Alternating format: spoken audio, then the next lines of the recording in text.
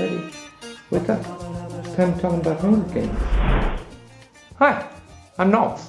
This is my vlogger channel, Uncle Nulz. This video is about 4 topics related to Hunger Games, a series of best-selling books by relatively new author Suzanne Collins. She's behind some of the kids shows you know and love, like Oswald and Little Bear. And Sleepy Freddy and I are going to cover 4 things in this video. Number 1, the source of Collins' story.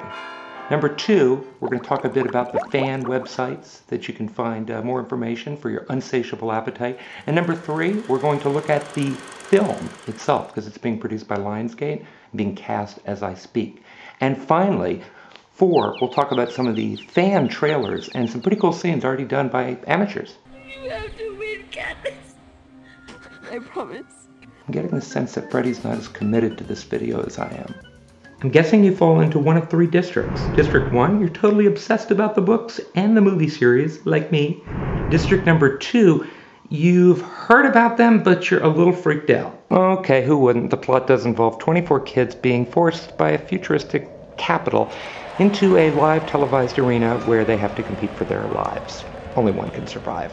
I know, it sounds dystopian, but actually it's adventure, it's a thriller, and at its heart, I think it's a romance. Or you're in District 3, which means that nothing I'm saying makes any sense to you. So come on in and check it out. Because I moved from District 3 to 2 to 1 all within the past few weeks. And I really think that Collins is one of the most gifted storytellers of our time. And that the series has the potential to become as big or bigger than Twilight if it's handled well by Lionsgate. Freddy, to really understand the spirit of the Hunger Games, you have to understand Collins' father, actually. He grew up in the Depression. He was in the Air Force. He taught political science, and he was a historian. And you can see a lot of that in the book. Collins said that her disturbing premise of the book was inspired in part by the Greek myth, Theseus and the Minotaur. Remember that one?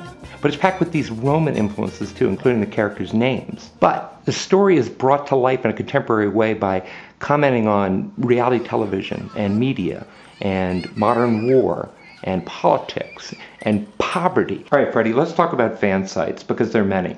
Probably the best among them is mockingjay.net, which is built by Kimmy from California. We've got JD in DC and Becca right here in Pennsylvania. Kimmy has got really good instincts of who should be cast for these various parts. But also check out Hunger Games topsites.com for a bunch of other fan sites. The film is slated for release in March 2012, although I would not be surprised if they miss that, and it's not the ideal time to launch a blockbuster, but it's less competitive, and it's in the capable hands of Gary Ross, who's the director of Seabiscuit and Pleasantville. For a pretty good source on who's playing what part, check out IMDb.